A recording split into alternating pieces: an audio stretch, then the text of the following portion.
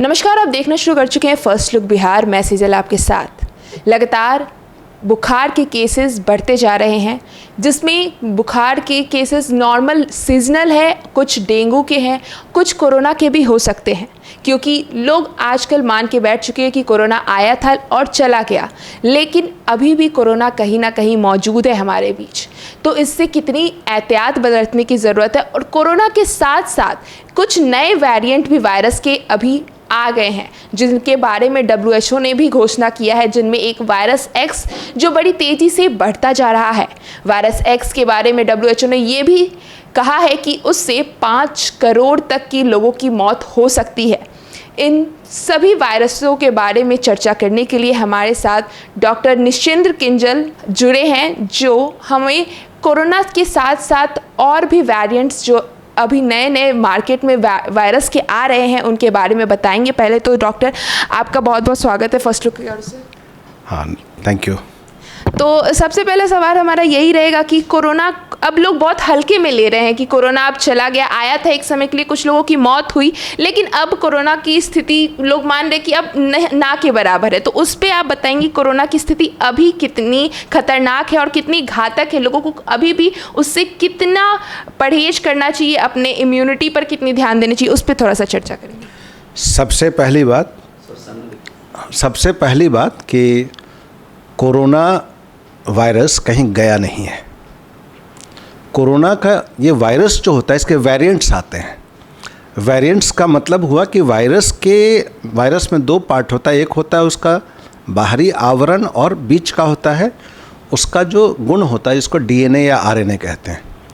तो वायरस के अंदर में म्यूटेशंस होते रहते हैं, मतलब वो अपने DNA में या RNA में परिवर्तन करता रहता है, उससे नए नए म्यूटेशंस आते हैं।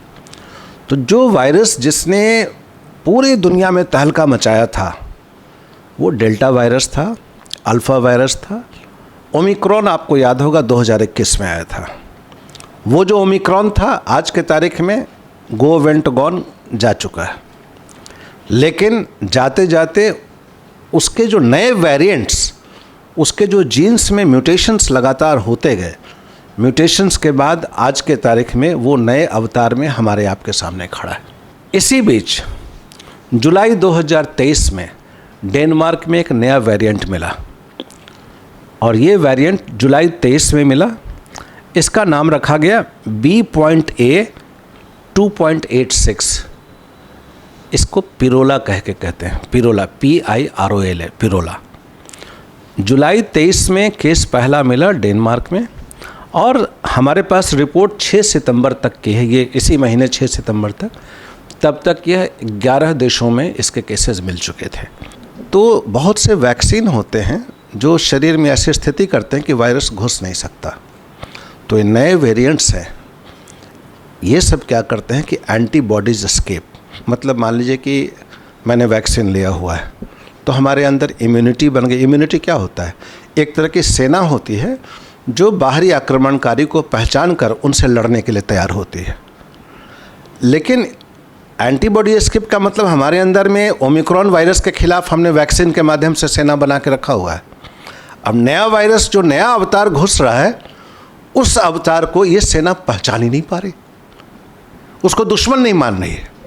तो वो वायरस आसानी से शरीर में आ गया और अब ये वायरस शरीर में फैल रहा है। तो सर, नए वेरिएंट्स जो आए हैं कोरोना के अलावा, उसकी मतलब क्या कोई सिम्टम्स, कोई खास सिम्टम्स है जो मतलब पहचान सकते हैं कि हाँ ये कोरोना नहीं, ये नए वेरिएंट्स है, जैसे X है या पिबोला है, उनमें से कुछ है?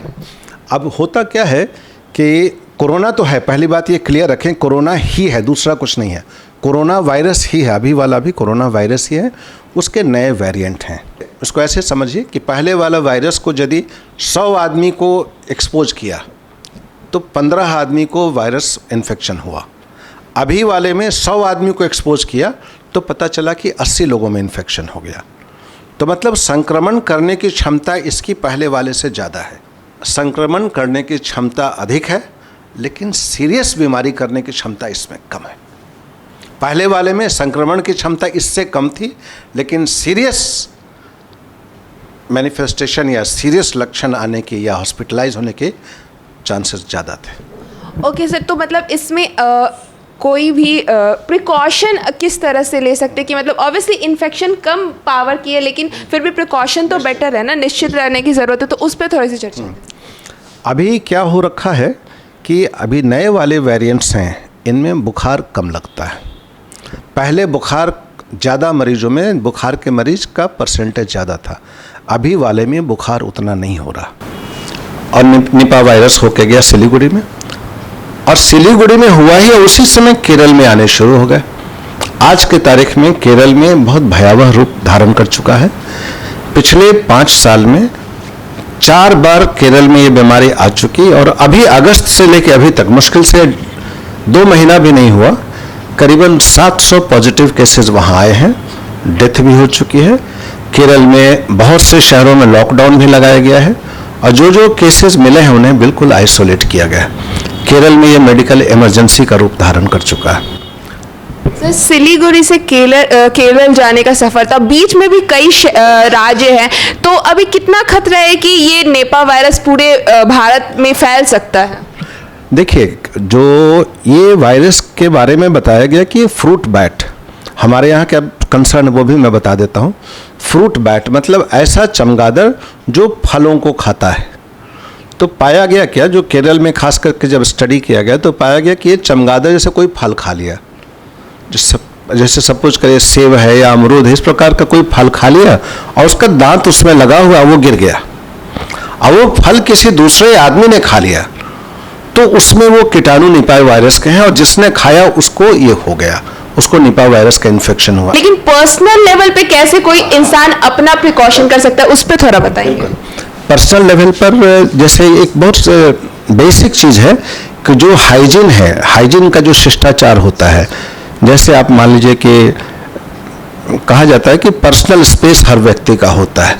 जैसे मान लीजिए हम हैं और आप बैठिए तो थोड़ा दूरी बना हुआ है, तो पर्सनल स्पेस जो किसी व्यक्ति का है उसका सम्मान करें। जब भी छींकें तो कम से कम ये एक शिष्टाचार का कहता है कि आप नाक पर या मुंह पर कोई कपड़ा रख लें।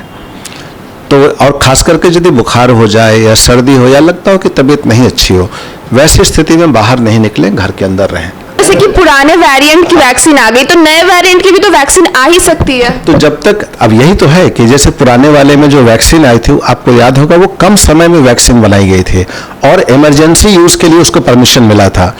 अब जब तक नई वैक्सीन बन के आएगी तब तक पता चला कोई और अवतार में ये वायरस हमारे सामने आके खड़ा हो गया।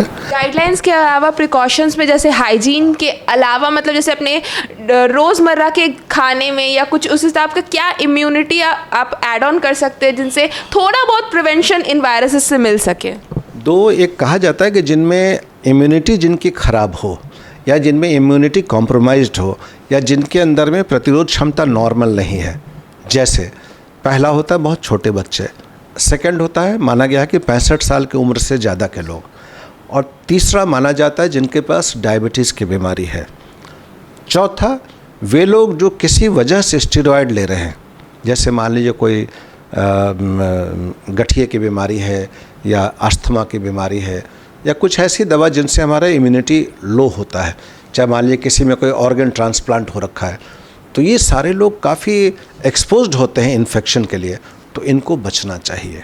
और इन लोगों में ज़्यादा एडवोकेट किया जाता है कि जब वैक्सीन लेने का समय आए तो इन लोगों को वैक्सीन यदि कहा जाए तो ज़रूर से लेना चाहिए। और लास्टली मास्क अवश्य लगाइए जब भी आप पब्लिक में जाएं, और ख़ास करके कहीं कोई बुखार का मरीज़ है या कोई संदेह लगे कि यहाँ मरीज़ होने वाले हैं या ज़्यादा भीड़ भाड़ वाले जगह में है, तो कोशिश करना चाहिए मास्क लगाएं। बाज़ार से घर आए तो अच्छे से साबुन से हाथ धोने चाहिए और तभी खाना वगैरह खाना चाहिए, सैनिटाइज़र पास में रखना चाहिए। जी बहुत बहुत धन्यवाद डॉक्टर साहब, हमने कोरोना वायरस के अलावा उसके नए वेरिएंट्स के बारे में बताया हमें, और इसके साथ कैसे हम लोग प्रिकॉशन बरत सकते हैं, अपने आप का ख्याल खुद रख सकते हैं, उसके बारे में भी बताने के लिए बहुत बहुत धन्यवाद। Thank you. आज का ये खबर हम यहीं समाप्त करते हैं। हमारे चैनल को लाइक कीजिए, हमारे YouTube चैनल को सब्सक्राइब कीजिए। नमस्कार।